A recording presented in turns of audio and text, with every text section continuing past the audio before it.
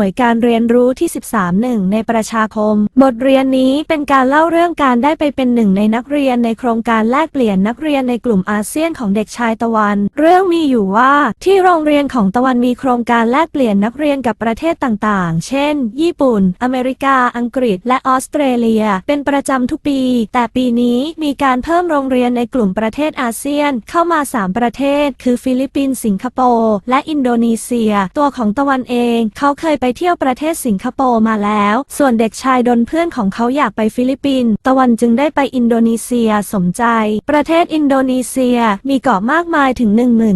17,508 เกาะแต่มีคนอาศัยอยู่เพียง 1,000 เกาะเท่านั้นเกาะสำคัญของประเทศมีเพียง5เกาะคือชวาสุมาตรากาลิมันตันสุลาเวสีและอิเรียนจายาเมืองหลวงคือกรุงจาการ์ตาซึ่งตั้งอยู่บนเกาะชวาธงชาติของอินโดนีเซียมี2สีคือสีแดงและสีขาวภาษาที่ใช้คือภาษาบาฮาซาอินโดนีเซียมีศาสนาอิสลามเป็นศาสนาประจำชาติและมีครุฑหรือการูดาเป็นสัญลักษณ์ประจำชาติส่วนเงินนั้นใช้เงินสกุลรูเปียตะวันบอกว่าเขากับดนได้รับคัดเลือกให้เป็นนักเรียนในโครงการแลกเปลี่ยนเพราะใช้ภาษาอังกฤษได้ดีอยู่ในเกณฑ์สื่อสารได้ตะวันคิดว่าแม้เราจะไม่ได้เป็นเมืองขึ้นของใครแต่ถ้าเราสามารถใช้ภาษาได้เก่งด้วยตัวเองให้เขาเห็นมันก็เป็นการดีเพราะทุกวันนี้โลกไม่มีพรมแดนก็เพราะภาษาที่2นี่เองหากเรายิ่งเก่งภาษามากเท่าไหร่โอกาสในการเลือกอาชีพเลือกอนาคตของเราก็จะมีมากกว่าคนอื่นพอเครื่องบินร่อนลงจอดที่สนามบินชูกาในฮัตรากรุงจาการ์ตาประเทศอินโดนีเซียตามเวลาตะวันก็ไปเข้าแถวประทับรมในพาสปอร์ตประเทศในกลุ่มอาเซียนไม่ต้องใช้วีซ่าพอรับกระเป๋าเสร็จเขาก็เดินออกไปที่บริเวณรอรับผู้โดยสารแล้วเขาก็ได้พบกับครอบครัวของคนที่เขาต้องไปพักอยู่ด้วยมายืนรอรับเขากันอยู่พร้อมหน้า4คนพ่อแม่ลูกโดยมีป๊าหรือพ่อชื่อฮันโดได้และเฮนรี่พ่อชื่อสันโคโกดีนหรือปู่หรือแม่ชื่อชามีนาและลูกชาย2คนรุ่นราวคราวเดียวกับตะวันชื่อใดป๊าและบูทักทายตะวันเป็นภาษาบาฮาซาว่าซาลามาตาดังอานักตะวันตารีบางกอกซึ่งหมายถึงยินดีต้อนรับเด็กน้อยตะวันจากบางกอกตะวันยกมือไหว้ผู้ใหญ่ทั้ง2อย่างสวยงามแล้วท่านทั้ง2ก็ยื่นมือทั้ง2ข้างมาข้างหน้าตะวันก็ยื่นมือไปสอดประกบแล้วเอามือขวามาแตะอกเป็นสัญลักษณ์ว่ายินดีที่ได้รู้จักด้วยความเต็มใจ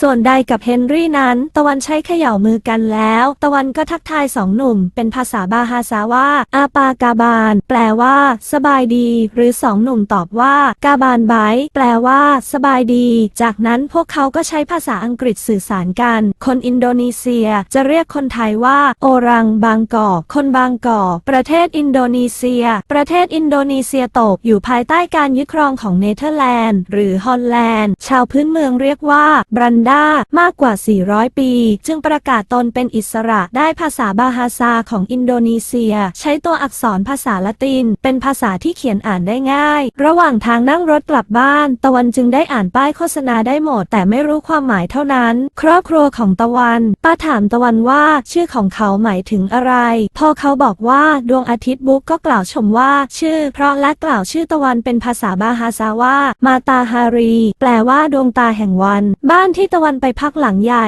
แต่อึดอัดอบอ้าวเพราะคนอินโดนีเซียไม่นิยมเปิดหน้าต่างเนื่องจากกลัวเงินมาซุกหรือลมเข้านั่นเองเพราะพวกเขาเชื่อกันว่าลมคือพาหะนำโรคร้านอาหารตามรถเข็นข้างทางยังขึงผ้าล้อมมิดชิดเพราะกลัวลมคนที่ไม่สบายจะได้รับการรักษาพยาบาลเบื้องต้นด้วยการใช้เหรียญขูดหลังให้เป็นผื่นแดงจนคนป่วยเรอออกมานั่นคือการไล่ลมแล้วคนป่วยก็จะหายสถานที่ท่องเที่ยวเช้าวันหนึ่งตะวันต้องสะดุ้งตื่นเพราะเสียงสวดจากสุเหร่าในละแวกบ้านแล้วครอบครัวของปักก็พาตะวันไปเที่ยวที่ตามันมินิซึ่งเป็นสถานที่ท่องเที่ยวที่โดดเด่นที่สุดเป็นเมืองจำลองบ้านเรือนวัฒนธรรมท้องถิ่นของหมู่เกาะต่างๆสถานที่สำคัญต่างๆทั่วประเทศผู้ที่มาที่นี่จะรู้จักประเทศอินโดนีเซียได้ดีในเวลา1 วันเท่านั้นการซื้อของปักกับบูนั่งรอตะวันและไดใต้กับเฮนรี่ที่ร้านผ้าบาติกตะวันจะซื้อมะพร้าวอ่อน3 ลูกเขาจึงพูดว่ากะปาล่าติก้ามะพร้าว3 ลูกคนขายหัวเราะลั่นแล้วชี้ที่หน้าตัวเองพร้อมบอกว่า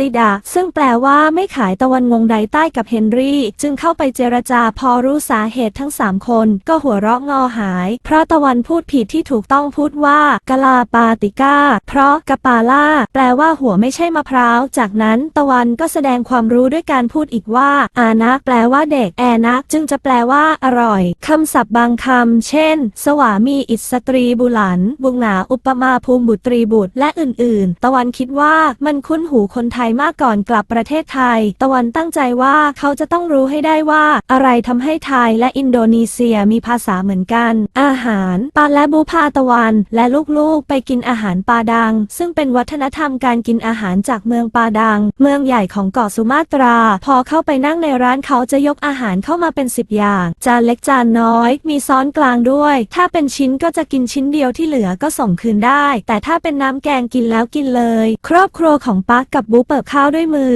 เพราะเป็นวัฒนธรรมดั้งเดิมของคนอินโดนีเซียระหว่างรับประทานอาหารไปและพูดคุยกันไปทำให้ตะวันรู้ว่าความเป็นไทยจะแฝงอยู่ในชีวิตประจำวันของคนที่นี่โดยเฉพาะเรื่องอาหารเช่นจากุงบางกอกข้าวโพดหวานจำปูบางกอกฝรั่งอีกันบางกอกปลาดุกดูเรียนบางกอกทุเรียนปีซังเขียมกล้วยสะบามหรือกล้วยน้ำว้าข้อความที่หน้าพิพิธภัณฑสถานแห่งชาติมีช้างสำริดตัวหนึ่งยืนอยู่บนแท่นมีจารึกภาษาไทยไว้ว่าพระบาทสมเด็จพระจุลจอมเกล้าเจ้าอยู่หัวรัชกาลที่5ข้อความพระราชทานให้บริเวณใกล้ๆก็มีอนุสาวรีย์แห่งเสรีภาพชื่อไมนัสเป็นรูปแห่งสูงเด่นดูสง่าบนยอดมีลักษณะเหมือนเปลวไฟหุ้มด้วยทองคำแท้บริสุทธิ์พื้นที่ได้ดินเป็นพิพิธภัณฑ์อนุสรณ์ของการสร้างชาติข้อความเมื่อครอบครัวของปะได้พร้อมใจกันเอื้อเฟื้อให้ตะวันรู้จักประเทศอินโดนีเซียพอสมควรแล้วตะวันก็พร้อมแล้วที่จะเข้าสู่ระบบโรงเรียนเสียทีโครงการแลกเปลี่ยนนักเรียนในกลุ่มอาเซียนนี้ทำให้ตะวันรู้จักขนบธรรมเนียมประเพณีภาษาและวัฒนธรรมของอินโดนีเซียได้พอควรคงจะไม่มีใครว่าเขาเป็นอายำกำปงไก่บ้านนอกแน่โครงการแบบนี้เปรียบเสมือนการเปิดหน้าต่างให้เห็นโลกภายนอกตะวันคิดว่าปีต่อไปพวกเขาคงได้ไปประเทศอื่นๆของประชาคมอาเซียนอีกตะวันจบเรื่องเล่าของเราด้วยการอวยพรเป็นพาบาฮาซาว่าซาลามาติงกันขอให้อยู่ดีมีสุขซัมไปจุมปาลากีจนกว่าเราจะได้พบกันอีก